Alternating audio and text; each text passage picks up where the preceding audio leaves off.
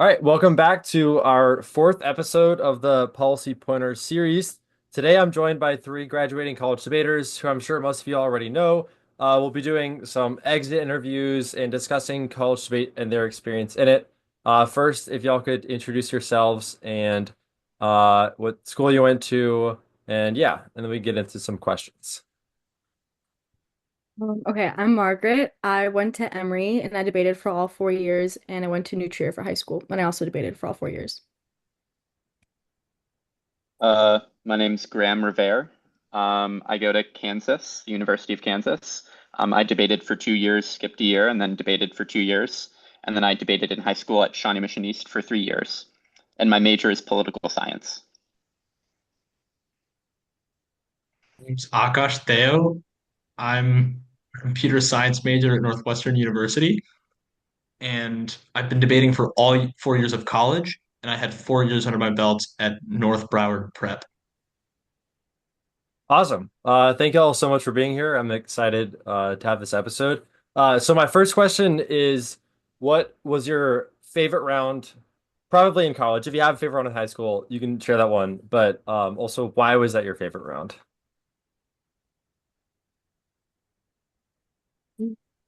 My favorite, okay, there's two. Both are from this year. There was at the NDT we debated, we were AF against Kentucky. And it was a very fun debate because it was a carbon tax v econ dissent debate, and we'd been having them all year. And I felt like this was the one where we really like figured out how to answer it in a way that we liked, and we thought a lot about it, and it went really well. So that was fun. And then Georgetown finals against Kansas against Graham. That was my other favorite debate for the same reason that we thought a lot about the way that we wanted the debate to go. And it played out the way that we had predicted. We didn't win, but it played out the way that we predicted, which was really fun to know that we were right about that. Um, I think I had a few favorite debate moments from this year and from previous years as well. So from this year, there were a couple of debates that I thought that I really enjoyed. So the first was when I debated Kentucky AM at the ADA. I kind of felt like one of my big weaknesses when I was AF is that I wasn't really good at adapting to new arguments. Kentucky broke two new DAs in that debate and didn't really figure out what exactly was going on. But we kind of scrapped through it and we pulled a win out, and then we made it to the finals, which was really fun.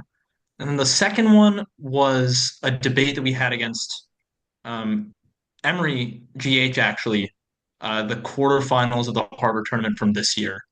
Um, um, that that one was really fun. That one was really fun. But um, my partner Veronica and I, we were having like a good season, but we hadn't really made it to the finals of a tournament just then, and that victory was a really nice feeling to have. So, yeah. Graham, you got any favorite debate memories from this year or previous? I'm kind of cheating. I'm picking two. So AF versus GH, NDT round three. I like guarantee if you asked John, he would have the same answer. I think just like a really good example of the kinds of debates that happen after like argument repetition over the course of a season, like, some second level answers. The ask mechanism that we developed for the NDT had an interesting angle against it. I thought all the final rebuttals were really stellar.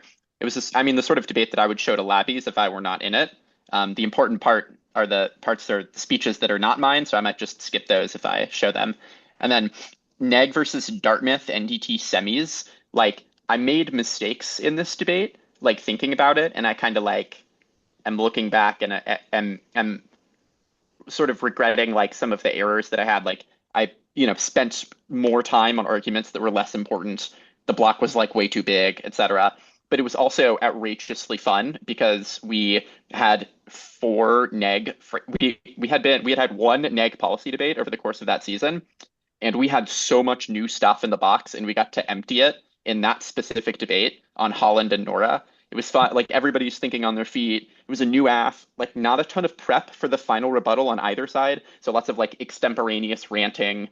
Those were just things that I really enjoyed about that debate. Yeah, I love that. Sounds like a lot of our favorite rounds are not ones maybe that you like dominated, but more of like new arguments, learned a lot. Yeah, I love that. Yeah, so the other next thing I wanted to ask was just about kind of the transition in your experience from high school to college debate. Um, what was it like? What were some things that were like big adjustments or smaller adjustments, things you thought would be bigger? But yeah. I think so. The first big adjustment for me has a lot to do, I think, with like the teams that I was on. When I was in high school, I cut like 90% of the cards that I read on both sides. And then when I was in college, obviously at Emory, the team's a lot bigger, and so more people were cutting. I was reading cards that other people cut more frequently. And I think that combined with the fact that I felt like there's people read a lot more cards in college, and there's more of like a emphasis on evidence like quality and quantity. I thought that that was like the largest change for me. Like even in the preseason before we had any debates, like our files looked so different. And I like wasn't used to reading any 1AR cards in high school, for example. And so I And you think didn't that read was Extinction Impacts, right? no, I also did not read Extinction Impacts Yeah. in high school, except on the arms sales topic. But then we only read one impact, it was just Saudi Pro the whole year.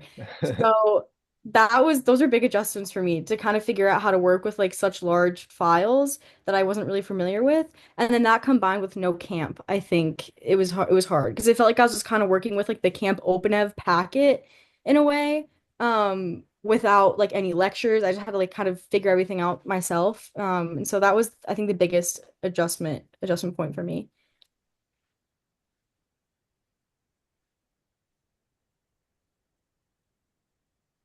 Yeah, I'll go. I've been taking some time to think about my answer here. Um, I think my transition was a little bit more different than most in a lot of ways for a couple of reasons. The first is, I'm not sure how many people know this, but I was a K debater in high school, and some of that skill set did transition and some of it did not to college debate very neatly. So that transition was a little bit more difficult to navigate. Um, so that was not very smooth. The second element is, I think, the intensity. Like high school debate, it's a lot of fun and people try really hard for tournaments, but I kind of think that the rigor that goes into college debates just far exceeds anything that you could imagine in high school.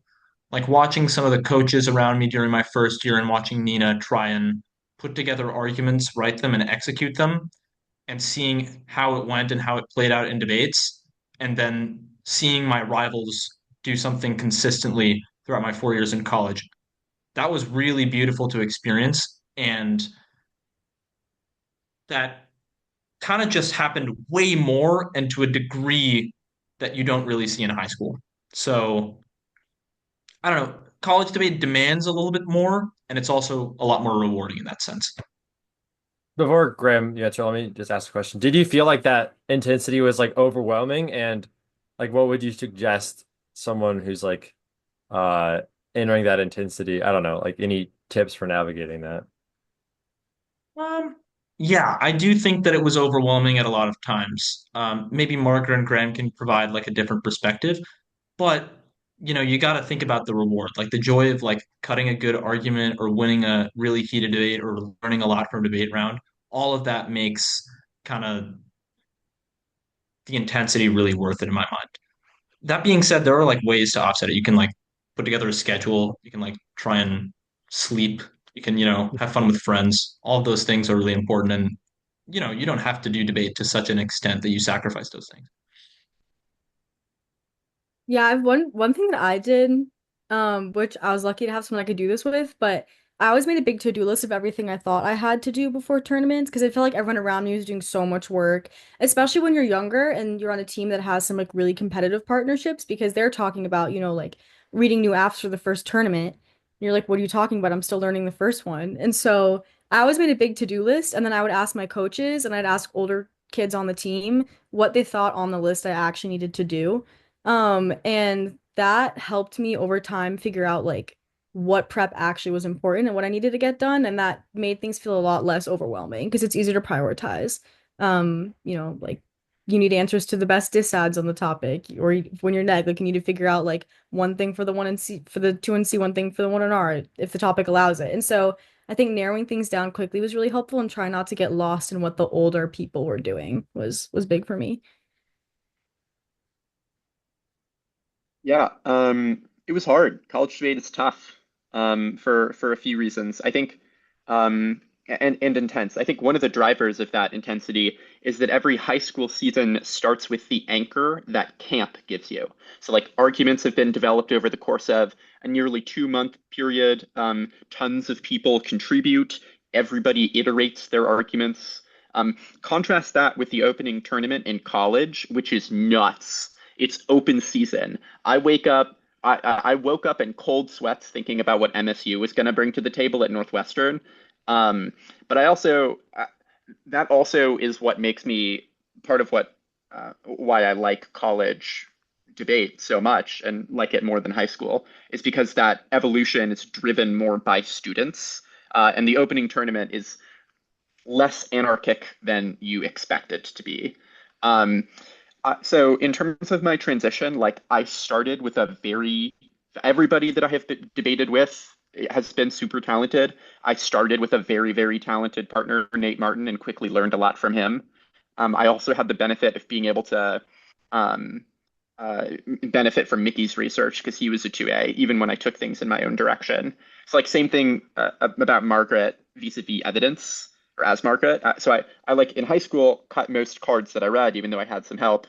In college, you have to learn to coordinate everybody and kind of channel them in the same direction and be on the same page about what files are being produced, at the last hour.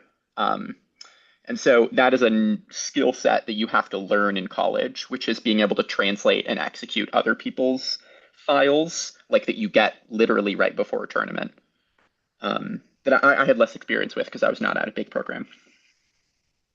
Yeah. And this kind of gets at y'all's answers, but if you had to tell your freshman self one piece of advice, either about like approaching like arguments or just like the social aspect of college debate, I don't know, like whatever advice you'd want to give yourself, what would that be?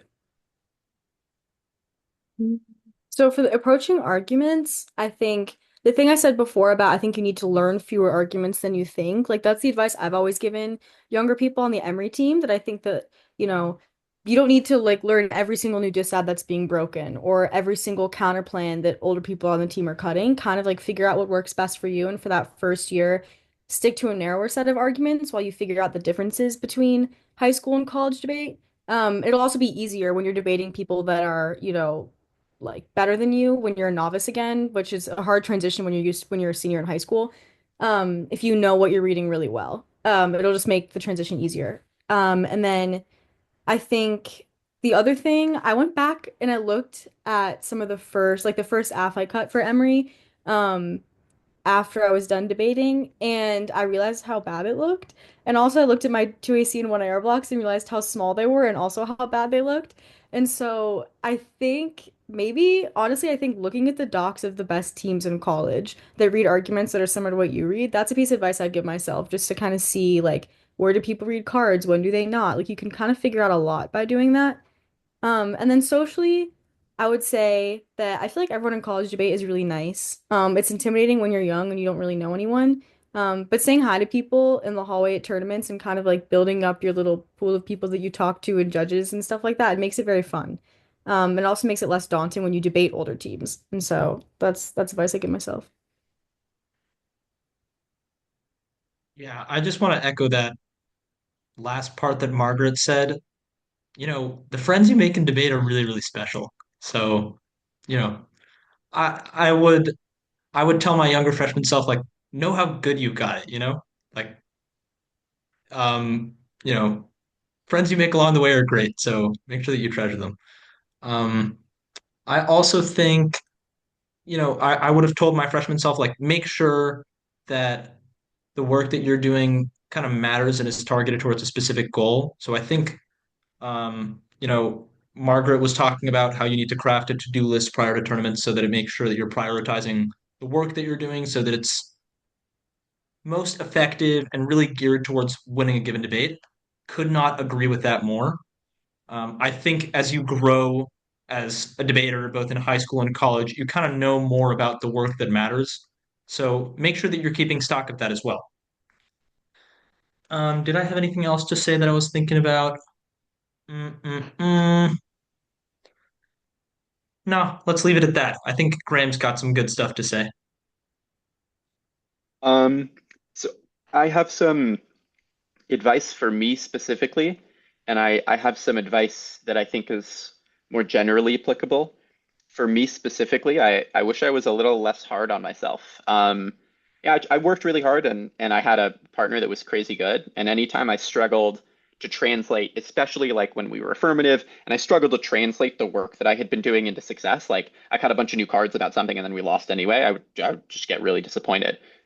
Just like, you know, chill a little, be proud of what you're doing and what you're accomplishing instead of judging yourself for what you're not.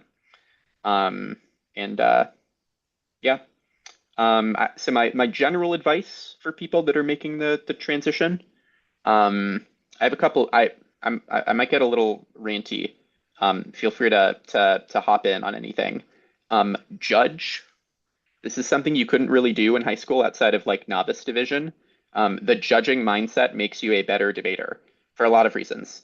It attunes you to common errors. So like I think debaters tend to get bogged down in the line by line and they fail to instruct the judge how to evaluate the debate. If you're a judge, you will quickly realize how prevalent this problem is, that you are doing it, and hopefully learn how to solve it. So basically, you should judge because that accustoms you to the perspective of the person that you're trying to persuade. Some high schoolers are really good. You can learn from them. I'm always an advocate of learning from others. High school debaters are no exception. And then there are some minor other things that ways that judging can help you. Like some high schoolers or coaches just like cut great cards and you want to steal them and recut them, for example. I had no shame about that. I I'm agree with gonna you. just, yeah. That Uh, was big for me. so that was not big for me. I only judged a couple of high school debate tournaments throughout my college career. I very I deeply regret that. I really wish I judged more. So yeah, I think it would have made me a better debater. So wow.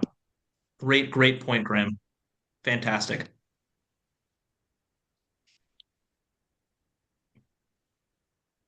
Yeah, and then I guess building on that, what do you think's the biggest way that the way you've approached debate has changed? I guess you kind of all hinted at this, but like from your freshman self to now, like what do you think's the biggest difference? Um, yeah, just like the way you've approached any aspect of debate, adapting to judges, argument construction. Hmm. I've always been really big on the stick to a small set of arguments and just read those and like figure them out, pick what you think is true has always been a thing I've been really big on, so that never really changed. Um, I think that one of the biggest adjustments I made, honestly, I feel like it took me a while to realize, is that the topics that are selected for college, at least the ones that I debated on, I feel like they're more complicated just because the people debating them they're older and, I guess the community tailors them more to be conducive to complicated debates than they do in high school. Um, and that combined with not having camp, I'd say that as I got older, I tried to spend a lot more time in the preseason, like sitting and reading articles and figuring things out instead of just trying to cut cards and like just cut what looked like a good card. Like I'd actually make myself learn the content the same way that you would for like a class. And I think thinking about debate a little bit like a class, like doing readings when you're cutting cards and like using that level of like attention, I think really, really helped me and is a big change I made because in high school, I either would just like, kind of cut cards on autopilot or I just cared less, I guess, about making sure that I fully understood the content. And I also think it helps like with what Graham was saying about people reading a lot of new things.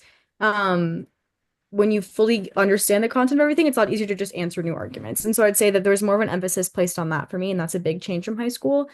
And then the other thing is getting more people to look over what I was cutting was also big for me. I think one of the advantages of being in college, assuming that you're on a larger team, is that you have more sets of eyes to look at your work. And so I think that asking people how they would answer certain things or like what the flaws in it were. That was very helpful for me just because it made me better at, making files over time. And then it also just kind of prepared me for debates.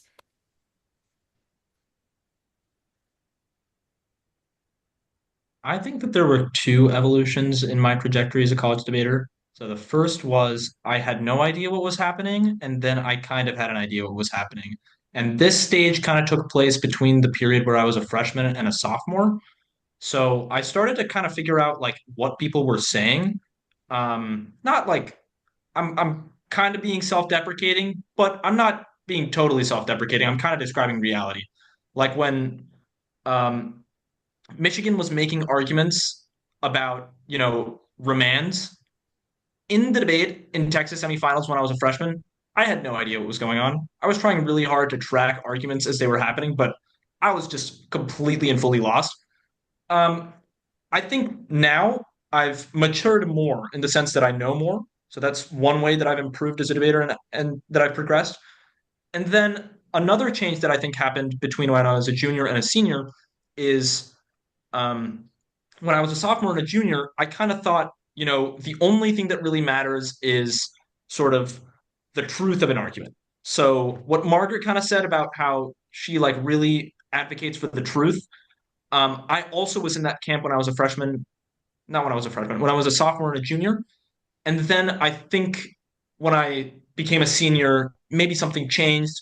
Maybe I started having conversations with people. Maybe I started judging debates and realizing, hey, the truth part really doesn't matter as much. And I'm kind of just caring about the content of the arguments and the utility for how they're deployed in debates.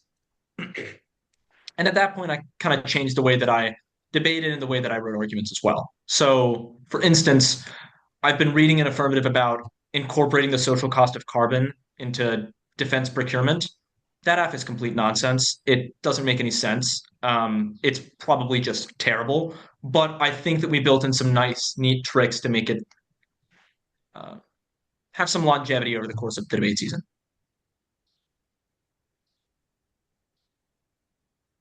Um, so let me think how things have changed. So there's an argument execution element or like a techne element, and then I think there's a preparation element. To make techne things, I just got better at flowing and answering warrants and placed a higher priority on that. And I practiced a lot putting together speeches under time constraints. Um, and so I got better at that because I practiced it.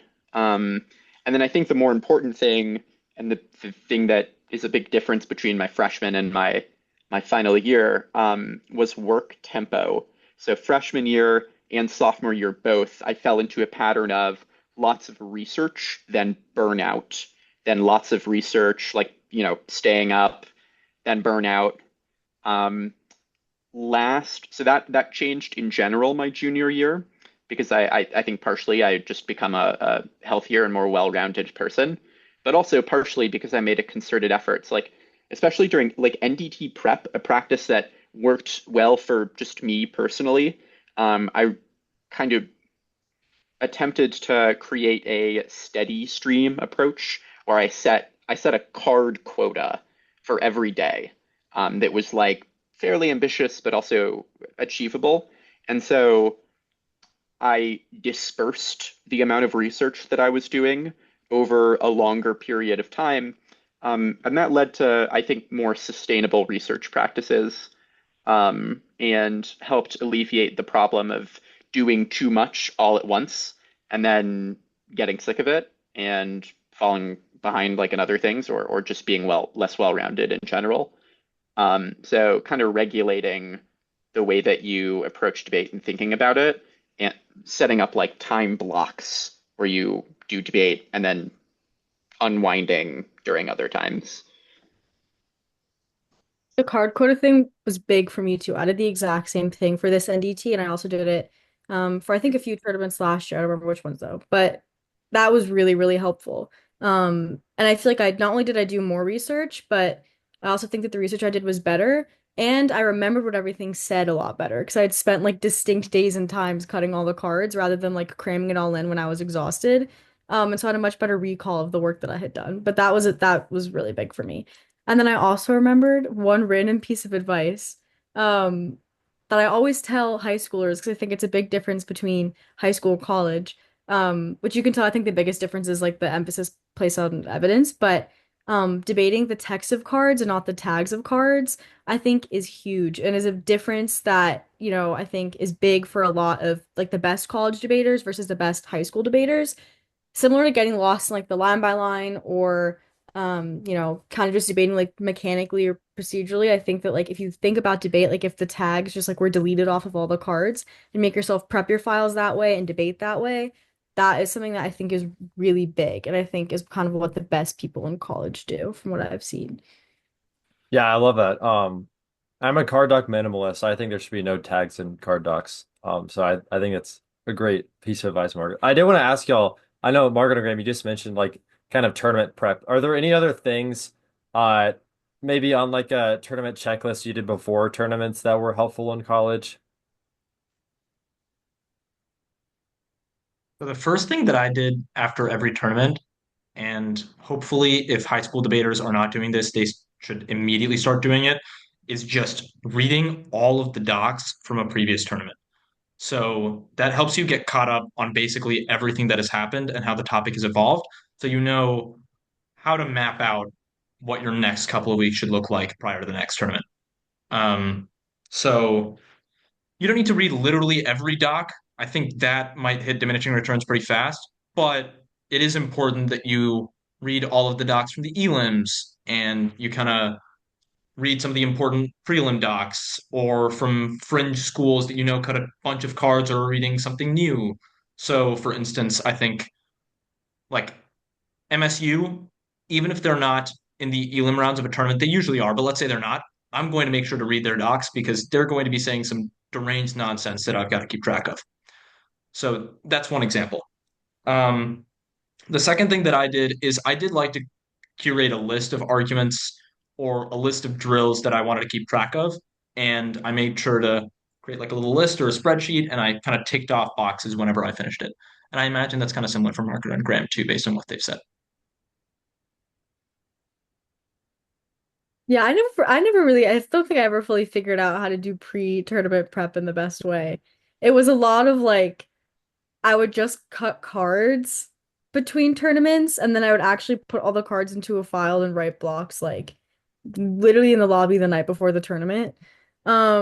Which Well, I that's not wouldn't always true. You definitely did a lot more. sometimes I was Yeah. better. Sometimes I was better. It depended. Like if I was doing team specific prep, I was a lot better.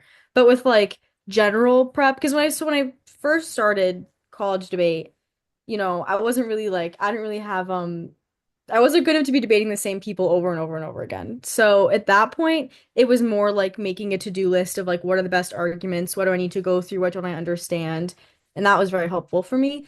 And then as time went on, and you kind of get to the place where you're ha debating the same teams, like you'll know you'll debate a certain team at a tournament. I think then at that point. That's when I was doing a lot more like I'd have a day that was like, okay, today's my, Northwestern day, today's my Kansas day, today's my Michigan day. And I would just dedicate a day to looking at one specific team, which I mean, I'm sure people do in high school too, but I think that's a change that I made over time, definitely progressively throughout college. Um, okay, so before tournaments, I have a weird answer that has nothing to do with arguments. It's actually about packing. I th I think you should make a packing checklist and you should get it done the night before. Your goal is to reduce cognitive strain and also decision fatigue um, that is produced by having to make different choices. I didn't do this, but like I've heard of people planning their outfits in advance so that they don't have to make the decision the morning of the tournament and they can dedicate all of the possible cognitive energy that they have towards just thinking about debate. The same logic I think applies to like just being thorough about double checking that you have packed everything because the last thing that you want to do is have to expend, cognitive resources on tracking down a toothbrush or like, I don't know, getting somebody to lend you like their toothpaste or something. Um, other thing about, and this is more like the like a general thing, not just like the week that you would do before tournaments. I think if you take away anything from me personally, speaking drills, like win awards with this one weird trick. It makes you way faster. It makes you way clearer. Please do speaking drills. Do speaking drills. I'm I'm I'm a walking advertisement for tongue twisters and over enunciation. What are your favorite speaking drills? And you mean like every morning of the tournament, right? Well, Or I meant like just or I just did them. just I did them every day. yeah, yeah. Okay, yeah. And I think that has you should find a place to warm up before a tournament. Or before a tournament day. I don't think that the drill that you do matters, but the day of a tournament, but like more of a structural like thing that you do every day. Um, for me, the things that I did mattered in my experience less than the overall volume of drills that I was doing. But I ramped up how much I was doing over time. So like by the NDT, I was breaking them into three sessions of 15 minutes of just spreading, doesn't really matter what, just like a document for endurance reasons. And then some mix of over enunciation, putting something like a word, like red letter in between every word. Um, the pen drill sometimes, reading backwards, uh, doing tongue twisters, that sort of thing. Yeah. Overenunciation Um is my favorite one. I feel like I kind of did that enough until I liked the way that I sounded. And then I was like, okay, I'm good. So I maybe should have kept with it more, but that was my favorite speaking drill. And then the other thing is speaking every morning before tournaments is so helpful. I refused to do it because I always got too embarrassed to spread in the hotel room with everyone. But it actually really does help, and I noticed a huge, and also like, because I did speaking drills less frequently, but if I started doing them like 2, 3 days before a tournament, and then in the morning at tournaments, the difference in my speaker points was like pretty significant. Because before it was like, rounds 1 and 2, they'd be low, and then they would get higher as I had more debates, and you kind of get rid of that problem when you do them more consistently, especially right before the tournament happens. Um, I don't, I don't really have much to add. The one thing is my voice sometimes cracks in the morning or when I initially start a speech. So something I did every day was like I hummed scales. So like I literally hummed do re mi fa sol la ti do like up down 5 times, and I don't know if it helped. It kind of just became a habit, so I kept it. I kept with it. Um, and maybe it made me a better karaoke singer too. Hard to say. yeah. The harmless routine. The next thing I did want to ask, we talked a lot about kind of tips for navigating college debate. I did want to ask, I know like a lot of people come to debate for different reasons. What is your like case for college debate? I think that like one of the big differences for high school and college is that in high school there's like very few activities that are as intellectually stimulating as debate. So a lot of people at their high schools like debate is the thing they join. And then in college, there's like a lot of things that people get involved with. So what drew you to debate, made you want to stay in debate? And why do you think that, other high schoolers who are going to college should stay in it? Or maybe if you don't, why not? But yeah, I I I know still it's a kind of big think. question. Oh, Wait, go ahead, go ahead. no, no, no. You got this, Margaret. I always said when I was in high school that I would never debate for all 4 years of college, and that if I did, something was like seriously wrong with me. Like I really made firmly maintained that. I told all my friends, like everything. And I then was like, I cannot imagine. I'm like, I could keep debating now. So I think it's very fun. And I think that if you're someone who likes debate, uh, college debate is like high school debate, but like in my opinion, all of the best parts of it are like intensified. Like everyone just like, I mean we've gone over it so far, so like the gist is there. But if you love research, that's more present. If you love just like, you have longer tournaments, which is nice. The gap between tournaments is longer, so you can feel yourself like grow and evolve so much more at each tournament, which I loved. Um, so I think that if you just like debate and you really enjoy it and it's fun for you, college debate, there's a good chance that it's going to be all the things you like the most, but more. I think it's really nice to have like a sense of comfort or like do something familiar when you come into college. That was something that was big for me. Just because it's such a big change, you're moving, you may not know a lot of people at your school. And I really liked getting like I like the familiarity of going to debate tournaments and like prepping and cutting cards and giving speeches. I think that was very grounding for me. And I still think that debate honestly was still one of the more like intellectually stimulating opportunities for me, just because it was different than my major, which was nice. The content of it varies so much. Like, you get to have K debates, you get to have policy debates like process counterplans or disads, the topic changes. And so I think that it still retains the same benefit of making you learn a lot about a lot of different stuff that I felt like I didn't, I don't know, like I feel like not a lot of other things at Emory would have provided that for me. At least like my major didn't really provide that for me as much. And then it sounds like I'm pre-med, I'm a history major. Um, and then Yeah, it's like it's somewhat similar to debate, right? yeah, It's yeah, yeah, yeah, it's a little similar. And then I think I have one more thing to say, but honestly, I forget what it was.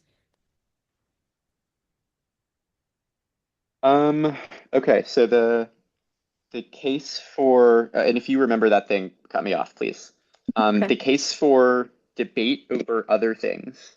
Um, I want to start with the permutation. Debate can be, I can't comprehend concepts unless they're in like debate brain yeah. rot form. So I'm going to start with the permutation. Debate can be a lower commitment thing if you want. I know a lot of people that combine it with other extracurriculars. Like it can be moot court, it can be whatever you want. It can be, mock trial, anything you like. Like, debate does not have to be a black hole of time and commitment. Um, and there's some other things. I mean, above all, it's about what you find fun. I find debate more fun than mock trial, and I still get a lot of gratification and fulfillment out of it. Um, so I like it more than other activities, and I think if that describes you, there is a really strong case for continuing to do things that are fun and stimulating. Um, Debate has an explicit competitive element, and it's not like there's no natural talent in debate, but in debate, I think the correlation between success and work might credibly be stronger than any other competitive activity. So that is something that I like about debate, and I think that's a good reason to continue to do it specifically as a competitive activity, and part of something that makes it so gratifying. When you beat somebody because of a file that you cut, you know that that success is attributable to the work that you put in. So it's like there's a special visible connection between expenditure of effort and outcome, I think, in debate. Again, not perfect, but I think quite strong. And there's lastly a community element, kind of a personal thing. I can't speak for everyone, and I'm not sure how much like this pitch will speak to people, but I have found a particular fondness for debaters specifically. I don't anyone crazy enough to like, I don't know, process PDFs into like insane looking highlighted Word documents and like speak them at 300 words per minute is kind of my type of person. So, Yeah, I think Margaret and Graham kind of covered a lot of it. I just want to echo one thing. I kind of think there's like a reasonable case to say that debate might be more intellectually stimulating than most other activities out there. Like it's very tough to find an activity that forces a bunch of college undergrads to kind of sit in a room and read a bunch of long journal articles about every article under the sun and then argue at 300 words per minute about them. That's insane. Like the task that we're asked to do is just bonkers. And the fact that there are so many people that are so smart and talented and kind of arguing with each other about these really weird things in a way that might be more kind of cutting edge than a lot of scholars, crazy. So maybe I'm not sure. I don't know what I don't know because I haven't done a ton of stuff outside of debate over the past 4 years to the intensity that I've done debate. But maybe a reasonable case to say that debate might be one of the more intellectually stimulating activities even in college. Like, what are the alternatives? Doing research, getting an internship, maybe joining a club or something like that. Those clubs, like, phooey, you know what I mean? Research, you're not arguing, right? Internships are stupid. So, let's go debate. Anyways, that's my Yeah, pitch. I love that. Yeah. Oh, I remembered. Yeah. I remembered the thing I was gonna say. Okay, yeah. But also retweet the the gist of what both of them were saying. I love debaters. And I was like, I don't want to not be around debaters anymore. Like they're so fun. Like, I don't know. I just think it's fabulous. Okay, anyways. The thing I was gonna say is that one of the big reasons I didn't want to debate in college was because I thought I was gonna get really bored, which I was being a little bit full of myself, to be honest. Because it doesn't get boring. You always have more to learn. But also, I think that high school and college debate, like I've said to people at times that they feel like completely different activities and that the only thing is the same is like like the physical parts of it are the same, like the spreading in the cards and like the structure of an argument. That might be a bit far, but I do think that they're different enough that it doesn't get boring. And so if you like debate, but maybe you feel like I've been doing it for so long, or like I want to change things up, or like I'm just sick of it and I want to try something new, but like you really enjoy debate when it felt like it was like fresh and exciting for you, that's another reason why you should keep debating and debate in college because it is different enough that it feels like to me at first it felt like I was doing a different activity and that obviously went away over time. But just like the arguments people read are different. There's so many differences. Like I know we've talked about all of them, but you're unlikely to get bored if that's something that's holding you back or something that you're worried about. And you can also change what you say.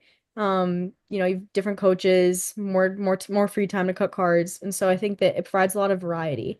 That I wish I had realized when I was so down on it before I decided to do it. Yeah, I think that's great. And then before we wrap up, I had one more fun question, or actually two. You can choose one. First one is, what's your hottest debate take? Second one is, what has been the favorite file you've either produced, read, worked on, at any point in your debate career? You can answer both too if you want.